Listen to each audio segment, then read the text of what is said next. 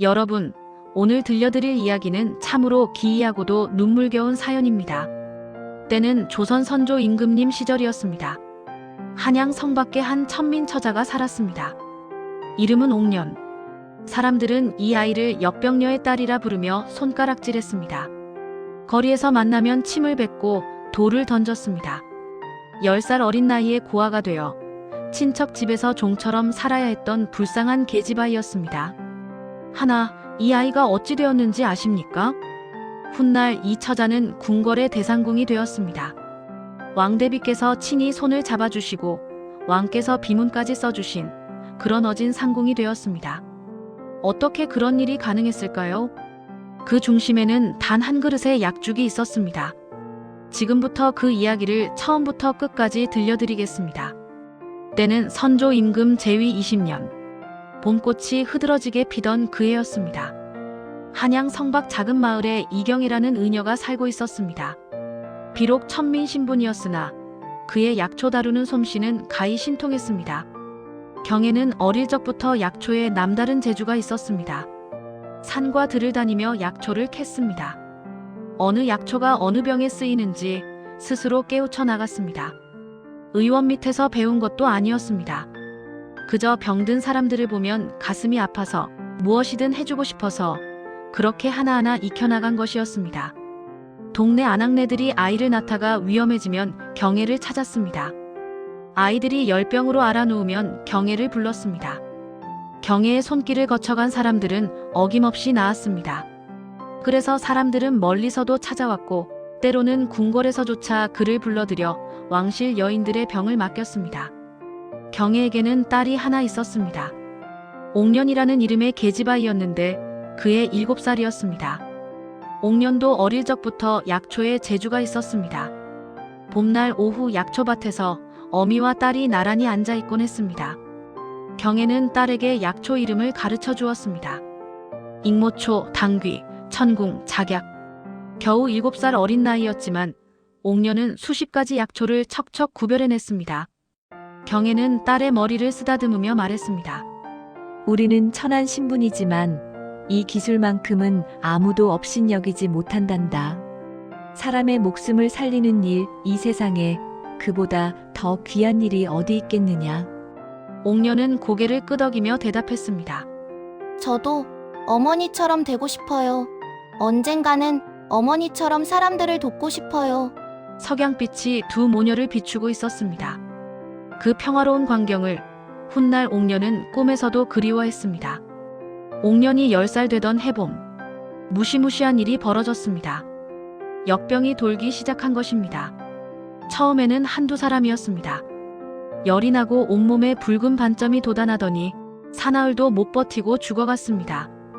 그러더니 열흘도 안 돼 마을 전체로, 아니 한양 전체로 번져나갔습니다. 거리에서 사람들이 쓰러졌습니다. 의원들도 속수무책이었습니다. 아니, 솔직히 말하면 대부분의 의원들은 도망을 갔습니다. 그때 궁궐에서 급한 전갈이 날아왔습니다. 왕대비께서 역병에 걸리셨다는 것이었습니다. 궁궐의 어이들도 두려워 떨고만 있을 때 왕대비의 상궁이 경애를 떠올린 것입니다. 경애는 옥년의 손을 잡았습니다. 궁궐에 다녀와야겠다. 금방 돌아올 테니 집을 잘 지키고 있거라. 옥년은 위험하지 않느냐고 물었습니다. 하지만 경애는 염려 말라며 딸의 이마에 입을 맞추고 떠났습니다. 그것이 모녀의 마지막이었습니다. 궁궐에 들어간 경애는 밤낮으로 왕대비를 간호했습니다. 특별히 조제한 약죽을 정성껏 끓였습니다. 당귀와 황기로 기운을 돋우고 대추와 생강으로 속을 편안하게 하고 인삼으로 원기를 회복시키는 약죽이었습니다. 왕대비의 이마를 차가운 물수건으로 식혀드리고 한 그릇 한 그릇 약죽을 떠먹여드렸습니다. 하루도 이틀도 사흘도 왕대비의 곁을 떠나지 않았습니다. 밤새 기도했습니다. 하늘이시여, 제 목숨을 가져가셔도 좋으니 마마를 살려주옵소서. 그리고 마침내 기적이 일어났습니다. 일회째 되는 날 왕대비의 열이 내리기 시작했습니다. 왕대비께서 정신을 차리셨습니다. 궁녀들이 기뻐 울음을 터뜨렸습니다. 왕대비는 경애의 손을 잡으며 은혜를 어찌 갚아야 하느냐고 무엇이든 원하는 것을 말해보라고 하셨습니다. 경애가 무언가 말하려던 그 순간 경애가 쓰러졌습니다. 역병이었습니다. 왕대비를 간호하는 동안 자신도 감염된 것이었습니다. 경애는 마지막 힘을 짜내어 말했습니다. 제 딸 옥년이를 부탁드립니다. 그리고 그렇게 눈을 감았습니다. 왕대비는 통곡했습니다. 내가 살자고 내가 죽다니. 이게 무슨 일이냐? 왕대비는 즉시 명했습니다. 경애의 딸을 찾아 궁으로 데려오라고. 10살 옥년이 빈집에서 흐느끼고 있었습니다. 어머니가 돌아가셨다는 소식을 들은 것은 사흘 뒤였습니다. 관아에서 사람이 와서 차갑게 통보했습니다. 이경의 의녀는 역병으로 궁궐에서 죽었다고. 옥년은 며칠 밤을 울었습니다. 밥도 먹지 않고 물도 마시지 않았습니다. 10살 어린 나이에 이 세상에 홀로 남겨진 것입니다. 그러던 어느 날, 먼 친척 숙부라는 사람이 찾아왔습니다. 처음에는 불쌍하다며 거둬주겠다고 했습니다. 하지만 그것도 잠시뿐이었습니다. 친척 집에 들어간 지 며칠도 안 돼서 옥년은 종이 되었습니다. 새벽같이 일어나 우물에서 물을 길어오고 밥을 짓고 마당을 쓸고 빨래를 하고 밤늦게까지 일해도 먹는 것은 남은 밥 한 그릇뿐이었습니다. 하지만 더 괴로운 것은 마을 사람들의 시선이었습니다. 사람들은 옥년만 보면 손가락질을 했습니다. 저것 봐, 역병녀의 딸이 지나간다. 얼씬도 하지 마라. 사람들은 옥년만 보면 침을 뱉었습니다. 어떤 사람들은 돌을 던지기도 했습니다. 옥년은 그 말없이 물러섰습니다. 저항할 힘도 항변할 용기도 없었습니다. 그저 참고 견딜 뿐이었습니다. 밤이면 좁은 헛간에서 잠을 잤습니다. 쥐가 날뛰고 바람이 스며드는 그곳에서 옥년은 어머니를 그리워하며 울었습니다. 어머니, 저 힘들어요. 너무 힘들어요. 그럴 때마다 어머니의 목소리가 들려오는 것 같았습니다. 옥년아, 어머니는 사람을 살리다 간 거란다. 부끄러운 죽음이 아니야. 너도 언제나 사람을 도우며 살아라. 옥년은 눈물을 닦았습니다. 그렇게 스스로에게 다짐하며 하루하루를 버텨냈습니다. 그렇게 세월이 흘렀습니다. 세월은 무심히도 흘러 옥년은 20살이 되었습니다. 10년이라는 시간이 흘렀지만 옥년의 처지는 나아지지 않았습니다. 하지만 옥년의 마음씨만큼은 변하지 않았습니다. 어느 무더운 여름날이었습니다. 마을에서 비명소리가 들렸습니다. 한 아이가 우물에 빠졌다가 막 건져졌는데 숨을 쉬지 않고 있었습니다. 그때 옥년이 앞으로 나섰습니다. 아이를 눕히고 어머니에게 배운 대로 했습니다. 1번, 2번, 3번. 마침내 아이가 물을 토하며 숨을 쉬기 시작했습니다. 아이의 어머니는 절을 했습니다. 고맙다고 은인이라고 말했습니다.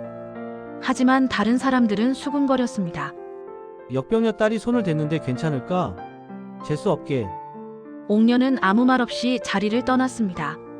가슴이 아팠지만 이제는 익숙했습니다. 옥년은 보답을 바라지 않았습니다. 그저 어머니의 가르침대로 사는 것이 옳다고 믿었습니다. 운명이란 참으로 묘한 것입니다. 그해 가을 마을 어귀에 큰 방이 붙었습니다. 왕대비 전하의 명으로 궁궐에서 일할 상궁을 뽑는다는 내용이었습니다. 온 마을이 들썩거렸습니다. 그런데 이게 웬일입니까? 옥년에게도 간택 단자가 날아온 것입니다. 친척 숙모는 기겁을 했습니다. 하지만 단자에는 분명히 적혀 있었습니다. 이경의 의녀의 딸, 옥년을 간택에 참여시킬 것. 옥년은 그 단자를 받아들었습니다. 손이 떨렸습니다. 어머니의 이름이 적혀 있었습니다. 어머니, 이것이 어머니께서 이끄시는 길인가요? 간택일까지 사흘이었습니다. 옥년은 자신이 가진 가장 깨끗한 옷을 꺼냈습니다. 하지만 그것조차 기운 자국이 여러 곳 있는 낡은 무명 저고리였습니다. 옥년은 빨래를 하듯 정성껏 옷을 빨았습니다. 밤이면 바느질을 했습니다. 어머니, 제가 부끄럽지 않게 해주세요. 간택의 날이 밝았습니다.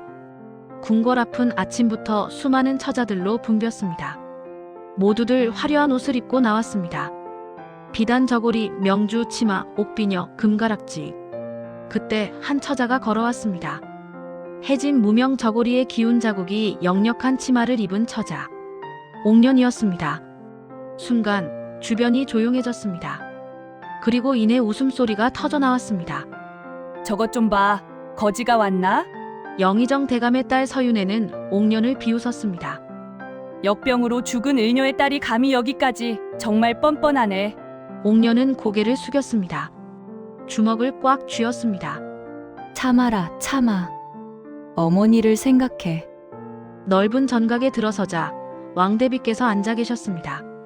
70이 훨씬 넘은 연세, 백발이 성성한 모습이었습니다. 왕대비가 입을 열었습니다. 첫 번째 시험을 내리겠노라. 차례대로 나와 큰 절을 올려보거라. 양반집 규수들은 어릴 적부터 배운 예절로 절을 올렸습니다. 평민 딸들은 서툴렀습니다. 그렇게 한 명씩 차례가 지나가고 옥년의 차례가 되었습니다. 한 상궁이 왕대비께 아뢰었습니다. 저 처자는 역병녀의 딸이옵니다. 13년 전 역병으로 돌아가신 이경의 의녀의 딸이옵니다. 전각이 술렁거렸습니다. 옥년은 천천히 무릎을 꿇었습니다. 그리고 완벽한 큰 절을 올렸습니다. 손의 위치, 허리의 각도, 고개 숙이는 정도. 모든 것이 완벽했습니다. 어머니가 가르쳐 주었던 것입니다. 왕대비의 목소리에 놀라움이 묻어났습니다. 오호, 잘했다. 첫 번째 시험을 통과했습니다. 두 번째 시험이 시작되었습니다. 이 흰 헝겊에 매화를 수놓아 올리거라. 시간은 한 시진이니라. 서윤애는 자신만만했습니다. 어릴 적부터 최고의 수 선생에게 배웠으니까요. 금실과 은실까지 준비해왔습니다. 하지만 옥년은 달랐습니다. 옥년의 손에 쥐어진 것은 평범한 흰 실과 분홍실 뿐이었습니다. 문득 어머니의 모습이 떠올랐습니다. 술을 놓을 때는 마음을 담아야 한단다. 바늘 하나하나에 정성을 담으면 그 마음이 수에 나타나는 거야. 옥년의 손이 움직이기 시작했습니다. 한 땀 한 땀. 정성껏 마음을 담아 한 땀 한 땀 놓았습니다. 시간이 흘렀습니다. 서윤의 수가 먼저 왕대비께 올라갔습니다. 금실로 화려하게 술을 놓은 매화가 반짝반짝 빛났습니다. 그리고 마지막으로 옥년의 차례가 되었습니다. 왕대비가 그것을 받아보는 순간 전각이 고요해졌습니다. 옥년의 수는 화려하지 않았습니다. 그저 흰실과 분홍실로만 놓은 소박한 매화였습니다. 하지만 그 바늘땀이 마치 살아있는 것 같았습니다. 무엇보다 그 수에서 정성이 느껴졌습니다. 왕대비는 한참 동안 말없이 그 수를 바라보았습니다. 옥년도 두 번째 시험을 통과했습니다. 그날 밤 영의정 저택에서는 긴급 회의가 열렸습니다. 서윤애가 다급히 아버지를 찾았습니다. 역병녀의 딸이 계속 살아남고 있어요. 영의정은 신복 내관을 불렀습니다. 저 옥년이라는 아이가 제대로 시험을 못 치르도록 만들라고 지시했습니다. 다음 날 아침 마지막 시험 한 시즌 전이었습니다. 한 어린 궁녀가 황급히 달려왔습니다. 큰일이에요. 친척분이 쓰러지셨대요. 옥년은 깜짝 놀라 달렸습니다. 하지만 대문 앞에는 아무도 없었습니다. 그 순간 뒤에서 누군가 옥년을 세게 밀쳤습니다. 옥년은 균형을 잃고 진흙탕으로 고꾸라졌습니다.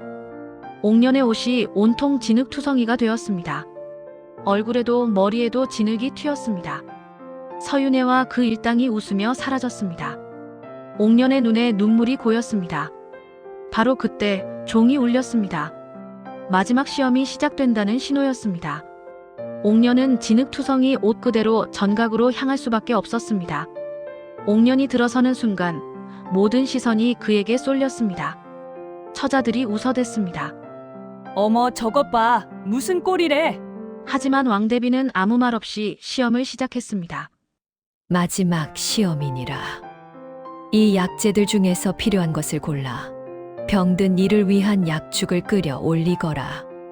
처자들이 당황했습니다.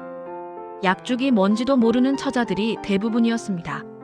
하지만 옥년은 달랐습니다. 옥년의 눈이 빛났습니다. 약재 상자들을 보는 순간 모든 것이 선명해졌습니다.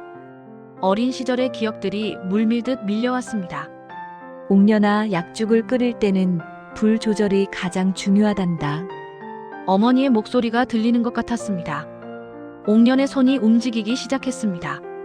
당귀 마이너스 피를 보하는 약재, 황기 마이너스 기운을 돋우는 약재, 대추 마이너스 속을 편안하게 하는 약재, 생강 마이너스 몸을 따뜻하게 하는 약재, 인삼 마이너스 원기를 회복시키는 약재. 옥년은 정확히 필요한 만큼만 골랐습니다. 어머니가 왕대비를 치료할 때 사용했던 바로 그 약재들을 불을 피웠습니다. 가마솥에 물을 붓고 약재를 넣었습니다. 옥년은 불을 약하게 조절했습니다. 천천히 정성껏 저었습니다. 옥년은 진흙투성이 옷도 잊은 채 오직 약죽에만 집중했습니다. 어머니가 가르쳐 주신 대로 2시즌이 지났습니다. 모두 자리로 돌아왔습니다. 첫 번째 처자의 약죽 마이너스 너무 쓰다. 두 번째 처자 마이너스 설익었다. 서윤의 차례 마이너스 약재를 너무 많이 넣어 조화롭지 못하다. 그리고 마지막 옥년의 차례가 왔습니다. 옥년은 떨리는 손으로 그릇을 올렸습니다. 진흙투성이 옷, 흐트러진 머리. 하지만 그릇 안의 약죽에서는 구수한 향이 피어올랐습니다. 상궁이 한 숟가락 떠서 왕대비께 올렸습니다. 왕대비가 그것을 입에 넣는 순간 전각이 고요해졌습니다. 왕대비의 손이 떨리기 시작했습니다. 왕대비의 눈에 눈물이 고였습니다. 이마 13년 전 내 목숨을 구해준 그 약죽과 똑같구나. 전각의 모든 이들이 숨을 죽였습니다. 왕대비는 떨리는 손으로 한 숟가락 더 떴습니다. 그리고 또 한 숟가락. 눈물이 뺨을 타고 흘러내렸습니다. 경애가 내게 바로 이 약죽을 끓여 주었느니라. 왕대비의 목소리가 전각에 울려 퍼졌습니다. 13년 전 그 무서운 역병이 돌 때 나는 죽어가고 있었다. 온몸이 불덩이처럼 뜨거웠고 아무것도 먹을 수가 없었다. 그때 경애가 내게 이 약죽을 끓여 주었다. 한 그릇 정성껏 끓여서 먹여 주었다. 왕대비가 옥년을 바라보았습니다. 내 어미가 이경의 의녀가 맞느냐? 옥년은 떨리는 목소리로 대답했습니다. 그러하옵니다, 마마. 옥년의 눈에서도 눈물이 흘러내렸습니다. 네, 어머니는 마마를 살리시고 돌아가셨나이다.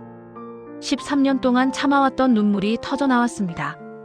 왕대비가 자리에서 일어났습니다. 전각의 모든 이들이 놀랐습니다.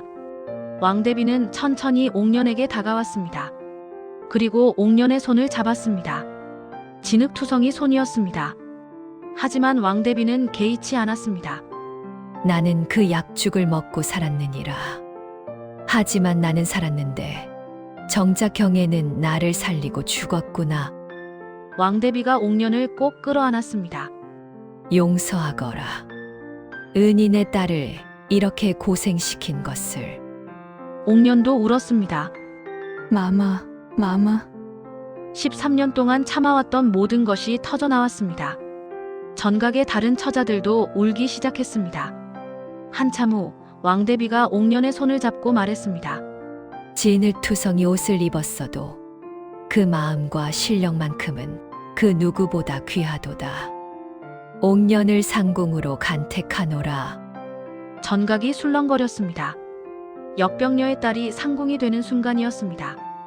하지만 왕대비는 거기서 멈추지 않았습니다. 왕대비가 영의정을 불렀습니다. 오늘 시험 중에 옥년이 진흙탕에 빠진 건 우연이 아니지. 최내관이 실토했습니다. 용서하옵소서. 영의정 대감의 명을 받고 왕대비의 목소리에는 분노가 가득했습니다. 당장 관직을 박탈하노라. 3년간 벼슬길에 나서지 못하리라. 영의정은 그 자리에 쓰러졌습니다. 권세란 것이 얼마나 덧없는 것인지 하루아침에 모든 것이 무너졌습니다. 상궁이 된 옥년은 왕대비의 특별한 배려로 최상궁의 지위를 받았습니다. 하지만 옥년은 초심을 잃지 않았습니다. 궁녀들이 아프면 밤새 간호했습니다. 어린 궁녀들에게는 약초 다루는 법을 가르쳐 주었습니다. 왕대비는 옥년을 친딸처럼 아꼈습니다. 매달 한 번씩 옥녀는 왕대비께 약죽을 끓여 올렸습니다. 어머니가 끓여드렸던 바로 그 약죽을. 세월이 흘러 옥녀는 대상궁이 되었습니다. 궁궐에서 가장 높은 자리까지 오른 것입니다. 하지만 옥녀는 여전히 겸손했습니다. 어머니가 그랬듯이 옥년의 마지막 날이 왔습니다. 옥녀는 창밖을 바라보았습니다. 매화나무가 보였습니다. 봄이 와서 매화가 만발해 있었습니다. 옥녀는 미소를 지었습니다. 어머니, 저 가요. 어머니 계신 곳으로. 그리고 조용히 눈을 감았습니다. 왕께서 친히 비문을 써주셨습니다. 진흙투성이 옷으로 궁에 들어와 디다노스로 궁을 다스렸으되 그 마음은 처음과 끝이 같았노라. 옥년의 무덤 앞에는 매화나무를 심었습니다. 눈 속에서도 피어나는 매화처럼 어려움 속에서도 피어난 옥년의 삶을 기리기 위해서였습니다. 자, 여러분. 오늘 이야기는 여기까지입니다. 진흙 속에서 핀 연꽃.